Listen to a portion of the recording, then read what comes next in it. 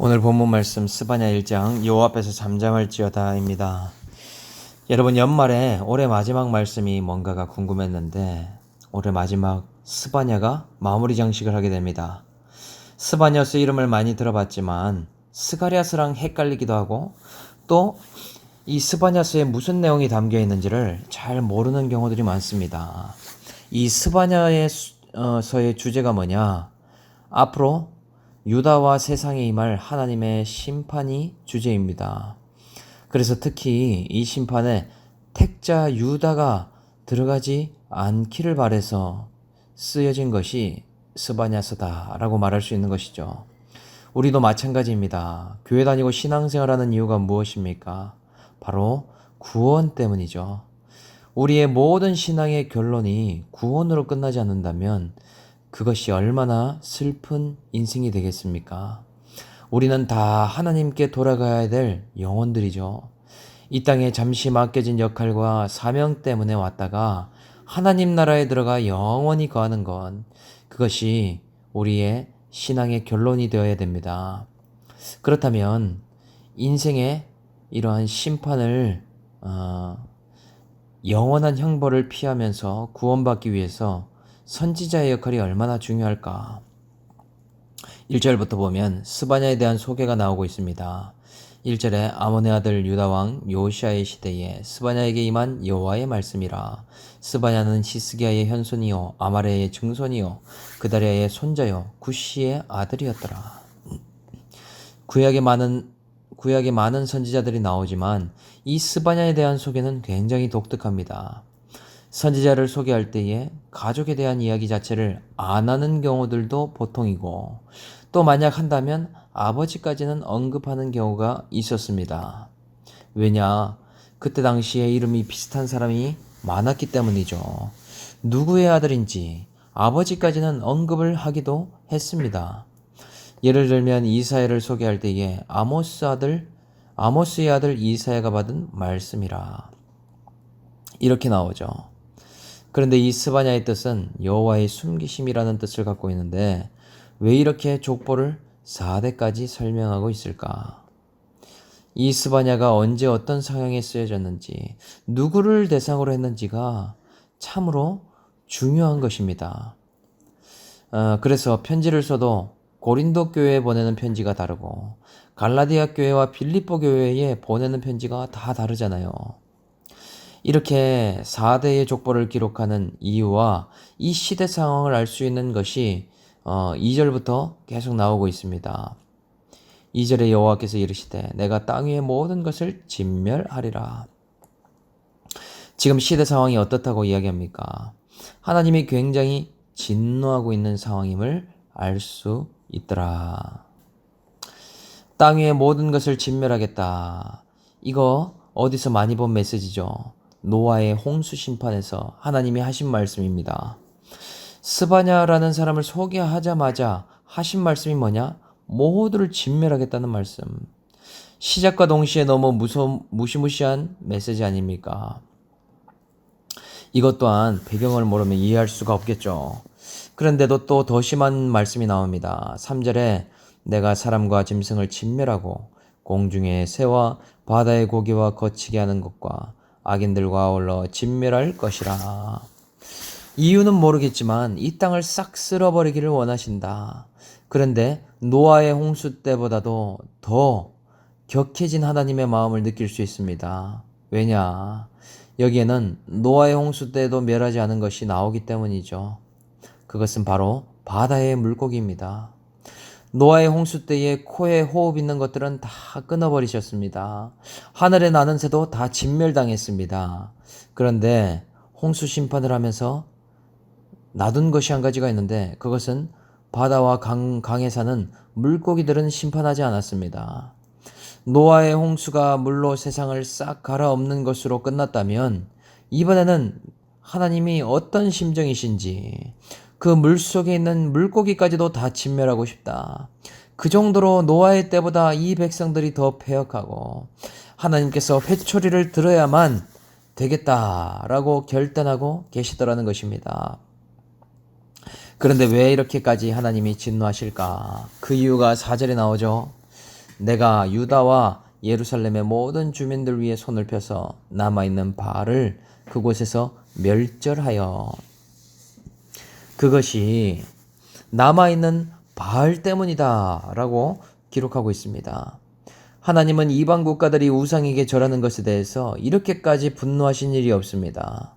애굽이 태양신을 섬기고 암몬이 밀곰을 섬기는 것, 그것은 어떤 면에서는 그럴 수밖에 없다라고 생각하실 수 있다는 것이죠.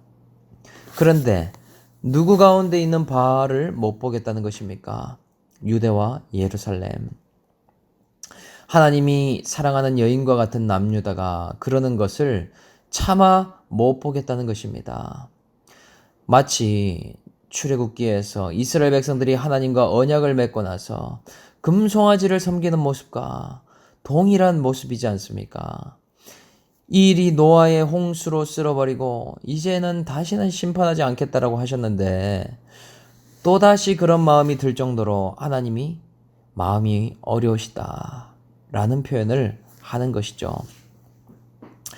자꾸 남유다가 다른 우상들의 한눈을 팝니다. 바알과 아세라에게 빠져들게 됩니다. 이것이 오늘날로 치면 물질과 음란이지 않습니까? 하나님을 대놓고 버린 게 아니고 하나님을 따르고 있는데도 이런 것들을 따랐다는 것이죠. 절기를 안 지킨 것이 아니라 예배도 드리면서 이것을 포기할 수 없었다라는 이야기가 됩니다. 그런데 하나님이 더 기가 막힌 것은 이 시기가 언제이냐 하는 것이죠. 이때가 놀랍게도 남유다가 가장 영적으로 깨어 있으려고 몸부림치고 있는 때라는 사실입니다. 이 사실이 더 슬픈 현실인 것이죠. 13대의 히스기야 왕도 정신을 못 차리다가 큰 병에 걸려서 하나님께 회개하고 생명을 연장받지 않았습니까? 그래도 끝까지 정신을 잘 못 차렸죠. 그 다음 왕 14대 왕이 누구입니까? 므낫세 왕, 아주 악한 왕으로 유명하죠. 55년 동안 남유다를 다스리면서 우상 숭배와 불순종으로 만연한 나라가 되도록 만들었습니다.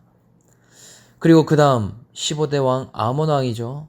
이 사람도 악한 왕으로 기록되어 있습니다. 2년 동안 다스리다가 사라지는 인생이 되었죠. 그 다음이 바로 요시야 왕. 이 요시야 왕의 때에 이 스바냐서가 지금 하나님이 전달하고 계시더라는 것입니다. 그러니 하나님은 이러한 스바냐를 통해서 요시야 왕을 제대로 세우기를 원하시는 마음을 갖고 있었다라는 것이죠. 그래서 이 요시야 왕이 8살이 되었을 때 다윗이 찾았던 하나님을 다시 찾았다고 기록합니다. 초등학생의 나이에 어떻게 그럴 수가 있을까? 그리고 20살에 산당과 우상들을 다 헐어버리고 예루살렘을 깨끗하게 만들기 시작합니다. 우상을 타파하기 시작했다는 것이죠. 그리고 26살에 성전을 수리하다가 율법책을 발견하게 되는데 그 율법책을 낭독해서 듣는 중에 옷을 찢고 통곡하며 회개하는 일이 있게 됩니다. 그 뒤로 6월절의 절기까지 회복시키는 그러한 일을 이 요시야 왕이 했다라는 것입니다. 영적인 각성 가운데서도 버리지 못하는 바알이 남아있는 모습. 이것이 우리에게 적용하면 어떤 모습인가? 이제 신앙생활을 좀 제대로 해봐야 되겠다. 2023년 큐티책도 주문했는데 큐티하면서 회개해야 되겠다. 이제 중독들은 다 끊고 좀 거룩을 쫓아서 가보자고. 세상 친구들도 좀 걸러내고 나를 우상으로 끌어내는 환경에서부터 가지쳐 나가야 되겠다. 이렇게 결단하는 가운데도 뭐가 있는가? 남은 바알과 남은 아세라 신과 같은 우상이 있더라는 것이죠. 그런데 이러한 모습이 목사인 저에게도 있습니다. 목회도 마찬가지더라는 것이죠. 목사가 되고 참으로 아이러니한 표현이지만 저의 마음 가운데 그리고 우리 집안에 뼛속 깊이 내려오는 바울이 있다는 것을 더 뼈저리게 보게 되었습니다. 물질욕, 성공욕, 그리고 정욕, 이런 탐심들, 이런 것들이 목회자가 된다고 해서 그냥 죽어지는 것이 아니더라는 것이죠. 하나님께서 내 스스로 하지 못하니 환경으로 둘러쳐 놓으신 환경이라는 것을 또 인정하게 되는 시간이 되게 되었습니다. 안전한 바운더리를 말씀과 기도로 이렇게 두셨다라는 것을 보게 되더라는 것이죠. 우리도 이렇게 개혁하자고 외치고 외쳐도 물리적으로 정말 힘든 그런 것이 이런 바알의 우상들 아닙니까? 그러니 신앙 중에서 제일 무서운 것이 혼합주의적인 신앙이죠. 하나님도 섬기는데 물질도 섬기고, 여호와도 믿는데 밀곰과 같은 자녀 우상도 믿는 거. 하나님을 잘 믿는 것 같은데 지금 개혁을 한다고 하는데 그 속에 은밀하게 남아있는 바알이 있는 모습, 이것으로 하나님이 진노하신다는 것을 여러분들이 알고 계십니까? 그래서 하나님이 숨겨두신 이 스바냐의 별명이 뭔가? 타오르는 불꽃입니다. 하나님이 남유다에 이 멸망해져가고 우상 숭배가 만연해가는 가운데에 숨겨두신 불꽃 하나가 있었으니 그 사람이 스바냐라는 것이죠. 이 스바냐를 통해서 요시야 왕에게 말씀이 전달되게 하고 우상과 산당을 피하며 하나님께 온전히 돌이키도록 역사하고 있는 모습. 그러니 그 다음에도 그마림이란 이름과 그 제사장들을 아울러 멸절하시겠다라고 하고 있습니다.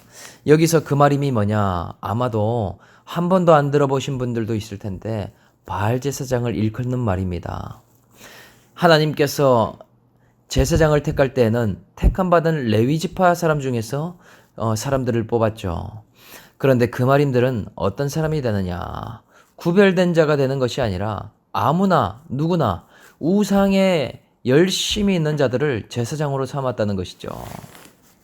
그래서 가증한 우상을 섬기는데 이 사람들도 쓰임받았다고 이야기합니다. 이제는 유다와 예루살렘에 이러한 그마림들을 심판하겠다. 그러니 이 스바냐와 같은 한 사람이 너무나 중요하지 않습니까? 요시야 왕이 왜 이렇게 8살에 왕이 되자마자 하나님을 찾고 다윗의 길로 행하려고 했을까? 종교의 이 개혁을 할 수 있었던 이유가 무엇인 줄 아십니까? 이 요시야 왕 옆에 스바냐가 딱 붙어 있었기 때문이더라는 것이죠. 그렇게 율법책 신명기를 발견하고 옷을 찢고 애통해하면서 울게 된 이유가 뭐냐? 타오르는 불꽃 스바냐를 하나님이 요시야 왕 옆에 붙여놓고 진멸의 말씀을 듣게 하셨기 때문이더라는 것입니다. 그런데 스바냐도 생각해보면 같은 왕족이지 않습니까? 히스기야의 후손이고 이 요시야 왕과도 나이가 비슷했다라고 그렇게 학자들은 주장합니다. 스바냐도 왕족으로서 호의호식하고 인생을 누려라 즐겨라 그렇게 말할 수도 있지 않았습니까? 그런데 그런 왕족의 가족주의도 깨고 인간적인 틀과 가치관들을 다 내려놓고 이 신본적인 말씀의 가치관을 가지고 오늘 요시야 왕을 경계하고 경책하는 역할을 감당하고 있더라는 것입니다. 그러니 하나님이 사랑하시는 택자에게 주시는 것이 무엇인가? 하나님은 숨겨두신 불꽃을 주시는 분이십니다. 말씀의 불꽃을 오늘 2022년 말에도 2023년에도 주시고 기도의 불꽃을 감추어 두셨다가 이 올리브 교회 공동체를 통해서 하나님이 불붙게 만들어 주시더라는 것이죠. 그런데 무엇을 통해 주시는가? 하나님이 감추어 두신 이 선지자의 말씀을 통해서 주신다라는 사실입니다. 그래서 요시야 왕이 받은 것처럼 인생의 가장 큰 축복은 뭐냐? 이 선지자적인 심판의 메시지를 듣고 회개하며 영적인 각성을 해나갈 수 있는 것이 영적 축복이라는 사실입니다. 진멸의 하나님에 대해서 들을 수 있게 하셔서 내 삶을 정비하게 하는 것이 큰 복이라는 것이죠. 죄와 우상의 문제를 이제는 정말 척결을 해 나가야 되겠구나. 나에게 물질 우상이 있고 자녀 우상이 있고 학벌 우상과 음란 우상을 이제는 찍어내야 되겠구나. 이것을 우리들이 봐야 된다는 것입니다. 저도 개척을 하고 나가고 있지만 제 자신을 확신할 수 없다라고 더욱더 고백하게 됩니다. 저의 욕심을 잘 알게 되었기 때문에 하나님, 목회에서는 이 사람 많이 오고 목회 성공하는 것에 목매지 않도록 해주십시오. 겸손히 말씀과 함께하고 하나님과 동행하는 것에 성공하길 원합니다. 이런 기도들이 어제 아침 기도를 시작하면서도 나오게 되더라는 것입니다. 이러한 메시지를 가감없이 들을 수 있는 환경이, 또 이러한 선지자가 있다는 것이 얼마나 복된 인생인지를 스바냐를 통해서 확인하게 되더라. 그래서 6절에 뭐라고 합니까? 여호와를 배반하고 따르지 아니한 자들과 여호와를 찾지도 아니하며 구하지도 아니하는 자들을 멸절하리라. 하나님이 남유다를 사랑하시지만 남유다의 죄까지 품고 사랑하시는 것은 아니라고 분명하게 말씀하시죠. 하나님이 택자들을 참고 기다리시지만 신앙이 성숙하기를 바라며 때로는 매도 드시고 진멸도 하시는 분이시라고 분명히 기록하고 있다는 것입니다. 그런데 우리의 신앙은 어떻습니까? 뭔가 치우쳐 있지 않습니까? 나를 위해서 온 만물을 창조해 주신 하나님을 믿는데, 시작의 하나님은 믿는데 모든 만물을 심판하실 심판의 하나님을 믿지 않는 것에 대해서는 어떻게 생각하십니까? 나에 대해서 인자하시고 늘 안아주시는 사랑의 하나님은 믿지만 죄에 대해서 따끔하게 징계하시는 공의 하나님을 믿지 않는 것, 여러분 어떻게 생각하시냐는 것이죠. 우리는 이 두 가지가 한 분이심을 분명히 알아야 됩니다. 창조의 하나님과 심판의 하나님이 같은 분이시고 사랑의 하나님과 공의의 하나님이 같은 하나님이시라는 것이죠. 오늘 올리브교회에 마지막 스바냐서를 주신 이유가 무엇입니까? 우리에게 지금까지 감추어 두신 하나님의 불꽃이 활활 타오르게 만들기 위해서입니다. 이 교회를 세우시고 계속해서 큐티하게 하실 이유가 무엇입니까? 스바냐와 같은 선지자적인 사명을 감당하는 교회로 세워가고 다음 세대에 불꽃을 주시고 또한 우리 자녀들에게 불꽃을 주셔서 죄와 우상이 만연한 우리의 이 당대의 죄악들과 우상을 끊어버리고 새롭게 만들기 위해서 이 말씀을 주고 계시다라는 것입니다. 정말 바알과 그마림과 같은 인생이 될 수밖에 없었던 우리들에게 이 스바냐와 같은 말씀 공동체를 주셔서 이제는 요아스 왕과 같이 나의 당대에서 죄를 이제 대물림해 주지 않아야 되겠구나. 우리 세대에서 이제 우상을 끊어내야 되겠구나. 2023년 새해가 시작되는 가운데에 정말 하나님의 뜻이 이루어지도록 우리들이 이런 개혁을 해 나가야 되겠구나. 그것을 결단하는 시간으로 오늘을 주셨다라는 것입니다. 오늘 한번 말씀을 묵상해 보십시오. 하나님이 나를 사랑하셔서 이 스바냐서를 묵상하게 하심이 인정이 됩니까? 남유다처럼 만연해져서 은밀히 숨어있는 나의 우상은 바알은 무엇입니까? 내년에도 하나님께서 숨겨두신 불꽃을 주셔서 나의 어떤 신앙이 변화되고 어떤 부분이 회개하기를 원하시는 것 같습니까? 오늘 말씀을 생각하면서 마무리하겠습니다. 하나님 아버지, 우상숭배와 동성애가 만연하고 노아의 때와 같은 때에 저를 부르시고 또 올리브교회를 부르셔서 세우시는 하나님의 뜻을 스바냐를 통해서 깨닫습니다. 지금도 시집가고 장가가고 바울을 따르는 시대 가운데에 하나님께서 성전을 깨끗게 하고 회개할 수 있는 한 사람을 찾으셔서 쓰기를 원하시는데 우리 모두가 어떤 모양으로 2020년을 살아왔던지 이 말씀을 듣고 산당을 패하는 저희 모두가 될 수 있도록 인도하여 주시옵소서. 하나님 아버지, 진멸하시는 하나님, 심판하시는 하나님의 말씀을 오늘도 들었습니다. 이제는 각자의 우상을 타파하며 2020년, 22년 마지막과 2023년 시작이 새롭게 하나님 깨끗게 되어질 수 있는 우리의 인생이 되도록 인도하여 주시옵소서. 감사드리며 우리를 구원하신 예수님의 이름으로 기도드립니다. 아멘.